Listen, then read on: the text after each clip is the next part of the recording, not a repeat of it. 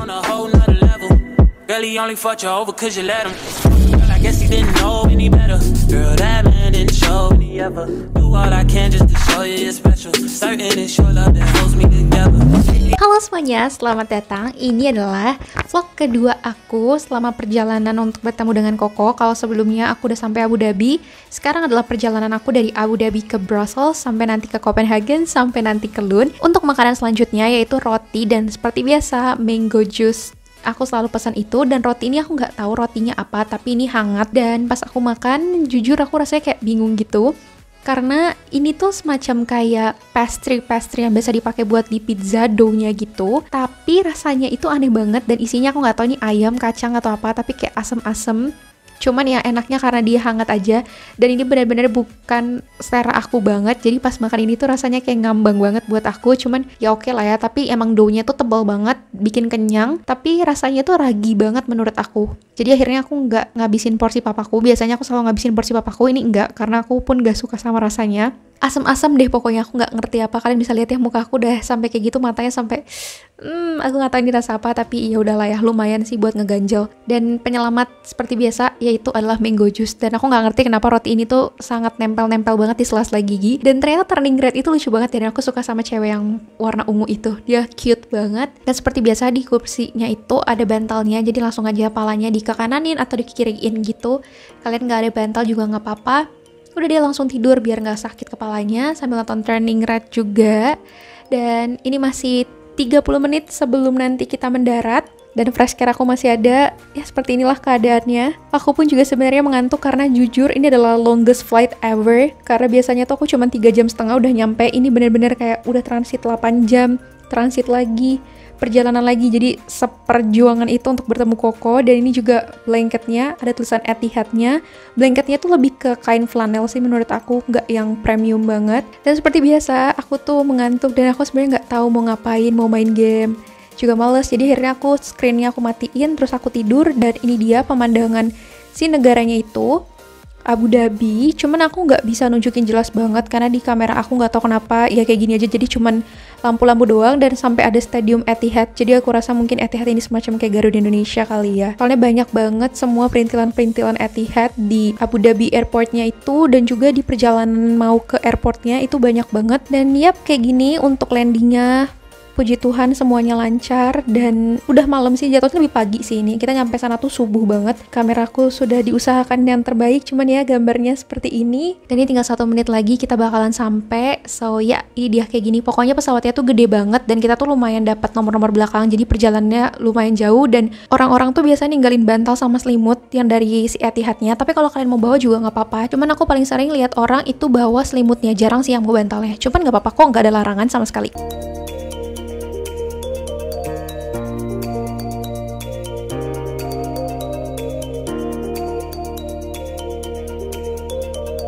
Dan beginilah pemandangan di sekitar kita ketika kita turun. Dan ini adalah ruang tunggunya di sebelah kanan dan sebelah kiri. Lumayan proper banget untuk airport gitu ya. Cuman nanti kalian harus tahu deh, ketika aku pulang itu berbeda jauh banget ekspektasi versus realitanya. Nah ini kayak gini nih tempat duduknya tuh. Mereka juga social distancing juga. Jadi kalian bisa lihat yang warna biru tuh biasanya yang gak boleh dudukin.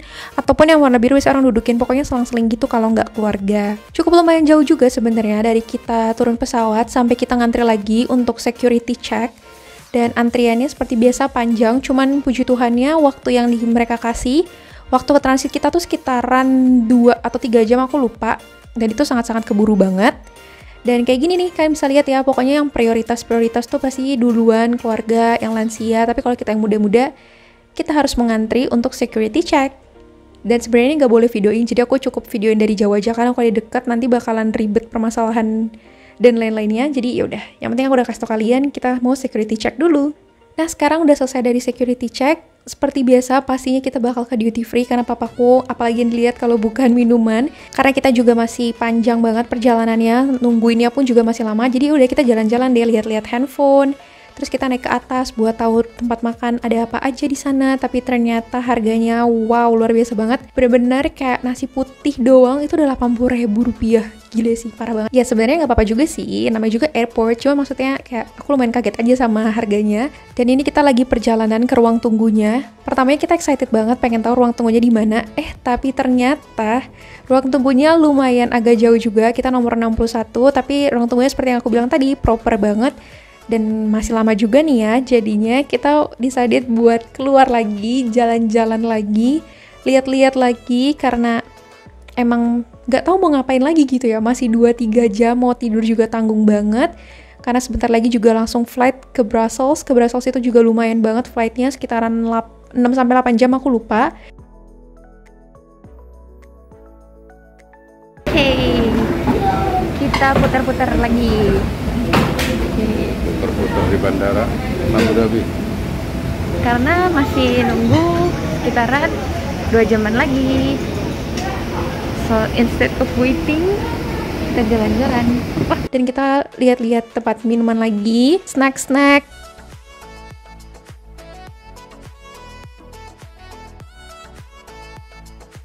Dan ini aku lihat souvenirs ini lucu banget. Pertama aku nggak ngira kalau aku bakal beli snow globe itu, tapi ujung-ujungnya akhirnya aku beli. Dan kembali lagi ke tempat minum-minum ini, papaku sebenarnya cuma lihat-lihat doang sih sama cek-cek harga. Karena kalau mau bawa juga rada sulit kan. Karena di Sweden pun juga kakakku punya beberapa minuman, jadi nggak perlu beli. Kalau nanti pulang baru kita beli. Sekalian aja lihat-lihat. Pokoknya semuanya literally aku pergiin.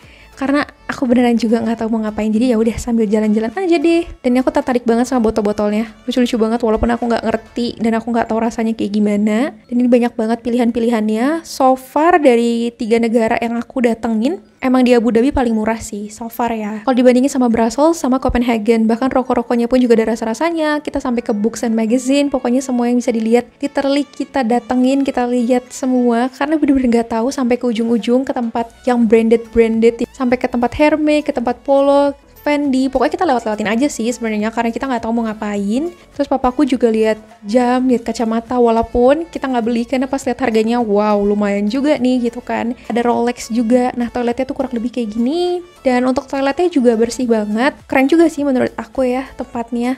Pokoknya oke lah ya airportnya. Cuman aku nggak tahu di sini tuh bisa diminum apa enggak airnya. Cuman aku nggak minum sih, lebih baik kita beli mineral water aja. Soalnya nggak ada tulisannya itu bisa diminum atau enggak. Tapi kalau misalnya nanti kita ke Copenhagen atau kita ke Sweden itu boleh banget diminum. Dan seperti yang tadi aku bilang, kita lihat-lihat perfume juga. Kita coba-cobain tester-tester biar kita tahu lah ya kurang lebih notesnya tuh kayak gimana. Karena ini kan udah pasti original. Tapi aku nggak beli karena harganya lumayan banget. Dan pas kita lagi lihat-lihat ternyata ada staffnya langsung datang. Jadi kita langsung selesai dan kita langsung pergi. Sekarang udah selesai nunggunya dan sekarang waktunya untuk ke pesawat. Kalau yang sebelah kanan itu biasanya priority, yang sebelah kiri itu non-priority. Oke, sekarang kita akan terbang ke Brussels. Aku senang banget, excited banget karena jujur ini benar-benar flight terjauh dan terlama aku. Segitu perjuangannya untuk menemui Koko, kita yang gak pernah keluar negeri, especially ke Europe, tiba-tiba langsung dapat rezeki untuk pergi ke sana. Gak percaya itu, speechless itu. Jadi aku sama papaku tuh sampai ini beneran gak ya? It's too good to be true gitu.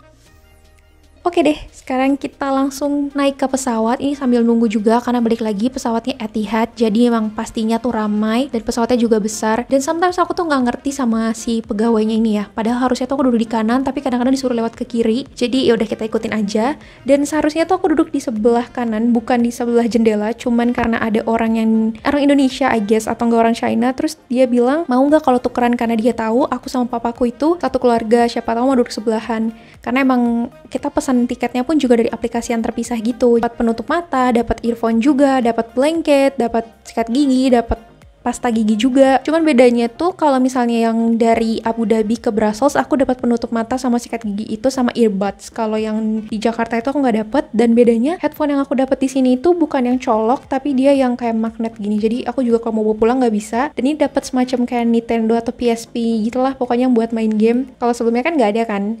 Dan ini juga bisa naikin ke atas gitu. Ini dapat juga sama seperti yang di Jakarta juga, yang traveling together, yang kita dapat tisu basah, dapat masker juga, dapat hand sanitizer. Cuman bedanya itu doang sih, sleeping mask dan teman-teman itu aja. Cuman yang di pocketnya doang itu. Sisanya sebenarnya semuanya sama. Dan untuk hand sanitizernya menurut aku tuh wanginya agak alkohol banget sih, nggak ada perfume-perfumenya. Dan isinya tuh dikit banget. Aku nggak ngerti kenapa, tapi isinya kayak baru pakai abis gitu. Mungkin karena itu kali ya, dia kasih rada banyak kan.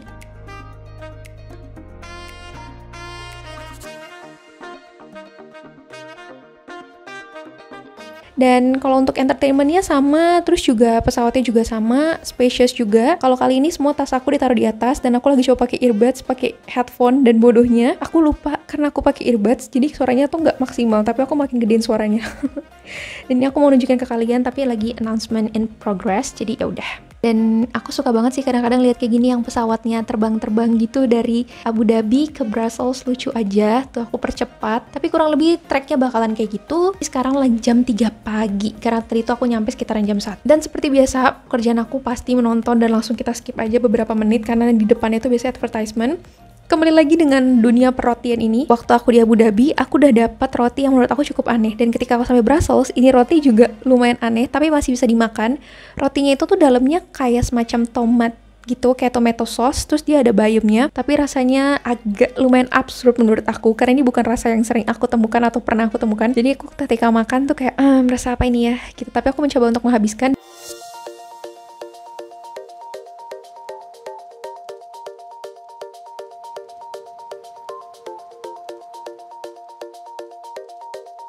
Akhirnya aku decided buat cobain apple juice dan rasanya asam banget. Mungkin karena kebiasaan minum jus di Indonesia tuh yang manis kali, banyak gulanya ya. Ini mungkin terlalu pure, aku nggak tahu juga, tapi asam banget kan, bisa lihat ekspresi aku. Dan aku decided buat tidur. Sebenarnya udah ada si bantalnya tuh di kiri, tapi aku kurang suka tidur ke kiri, jadi aku decided buat tidur ke kanan. Walaupun akhirnya juga pegal, pokoknya kanan kiri kanan kiri. Dan ini masih ada 3 jam lagi untuk kita sampai. Sekarang udah jam 5 dan aku udah ketiduran kan, sampai lihat ya itu udah ada bekasnya gitu karena pakai blindfold.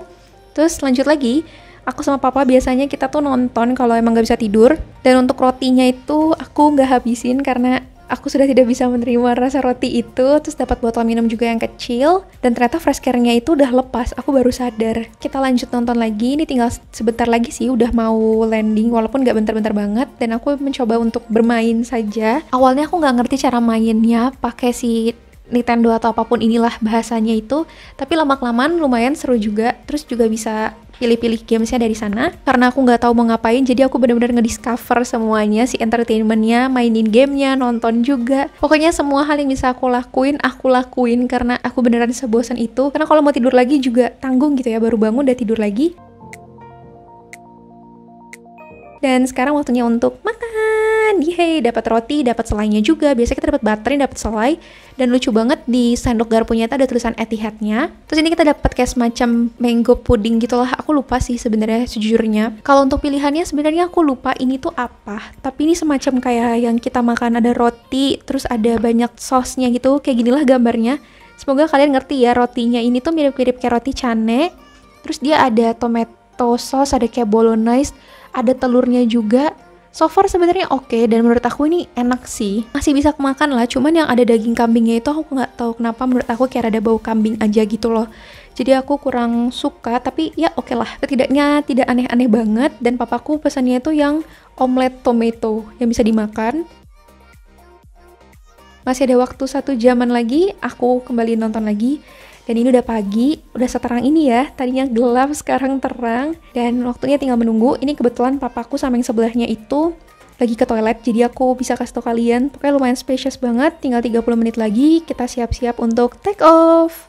Aku udah sekucel, udah sekumel ini, tapi ya udahlah ya, nggak apa-apa. Dan cantik banget ya. Pemandangannya tuh aku suka banget deh. Aku kalau dari pesawat itu suka banget lihat pemandangan-pemandangannya. Dan aku paling suka tuh kalau ada di window, karena benar-benar bisa ngelihat langsung. Dan ini benar tinggal dikit lagi kita sudah siap untuk mendarat. Senang banget sih, karena ini udah 2/3 lah ya. Karena abis ini dari Brussels tinggal ke Copenhagen, terus Copenhagen tinggal naik kereta untuk sampai ke Lund. Kurang lebih pemandangan di Brussels tuh kayak gini, lumayan banyak hijau-hijaunya ya. Kalau kita sampai Jakarta tuh jujur semuanya bangunan-bangunan doang. Kalau kita udah keluar negeri tuh lumayan banyak pepohonannya.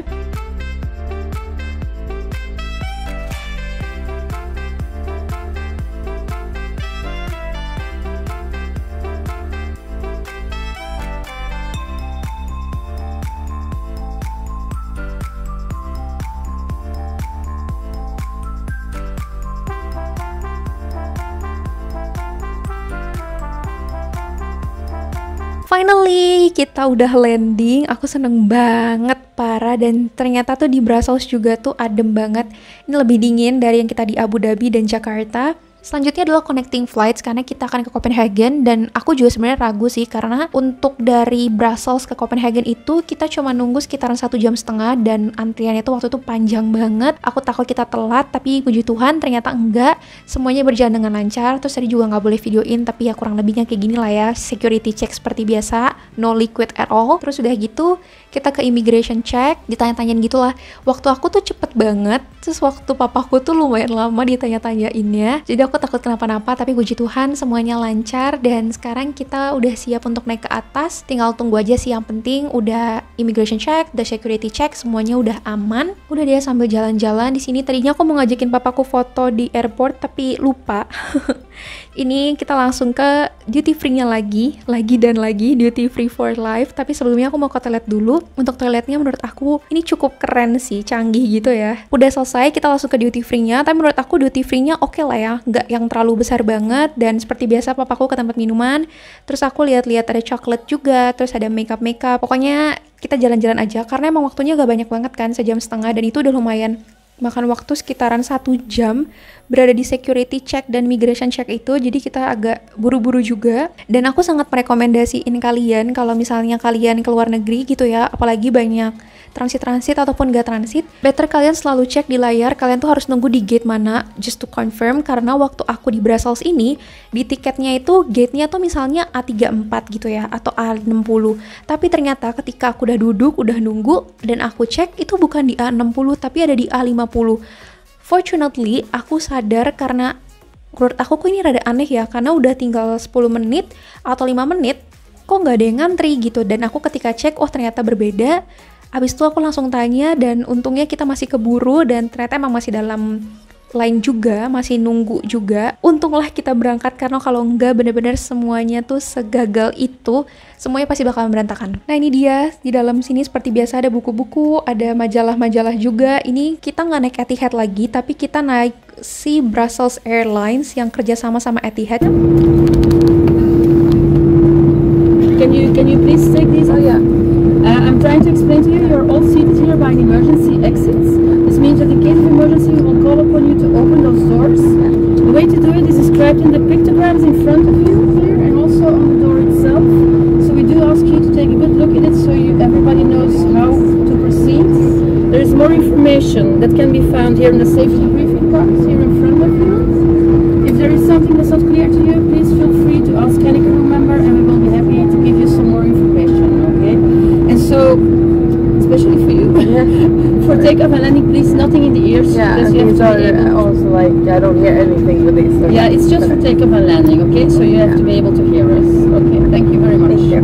Okay, thank you. Jadi kalau kita connecting flights-nya itu dari Brussels mau ke Copenhagen, terus kita sama-sama naik Etihad nih, sebelum-sebelumnya kayak aku case-nya, pokoknya mereka tuh nggak ada Etihad. Jadi ketika nanti kalian dari Copenhagen ke Jakarta dengan tiket yang sama kayak aku gitu, nanti kalian harus carinya pokoknya Brussels Airlines, karena nanti di Copenhagen-nya itu sama sekali nggak ada Etihad, adanya Brussels Airlines. Inilah kondisinya ketika kita sudah landing di Copenhagen. Finally, aku bener-bener senang banget karena ini perjalanan yang cukup melelahkan, walaupun dari Brussels ke Copenhagen-nya itu kalau nggak salah cuma sekitaran 1,5 jam flightnya, tapi ya lumayan melelahkan lah ya. Ini aku udah sampai di Copenhagen, kurang lebihnya tuh kayak gini. Sepi banget sih sebenarnya, nggak terlalu rame-rame banget, dan perjalanan yang ditempuh juga lumayan jauh.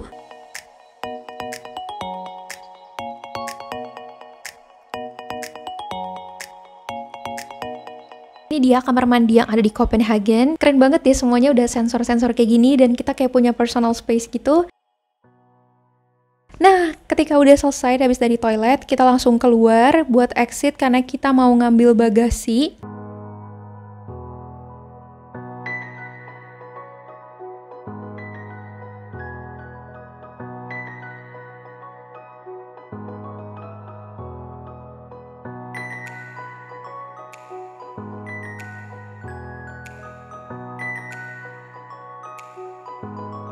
Pertama aku pikir ya, oh sepi, ternyata tidak, ramai banget. Dan aku double check lagi apakah pesawatnya benar atau enggak. Dan aku ketika melihat si koper-koper ini ya, aku merasa kayak, wah, koper-koper aku harusnya nggak kenapa-napa nih, apalagi koper papaku kan udah di wrap aman dan koperku juga aman. Tapi ternyata tidak, saudara-saudara, koper aku bener-bener hancur parah banget. Itu bener-bener tinggal dibuang. Ini aku juga gak ngerti sama nih anak bule tuh ngapain coba main-main koper gitu ya. Dan di sini aku nggak ngelanjutin vlognya karena udah kayak bete banget, udah kesel sendiri gitu loh. Dan ini kita langsung naik kereta karena kebetulan dari Copenhagen ke Lund itu emang paling deketnya naik kereta. Aku nggak sempat videoin karena ternyata ketika aku turun itu langsung keretanya tuh datang dan bahkan keretanya udah langsung mau berangkat.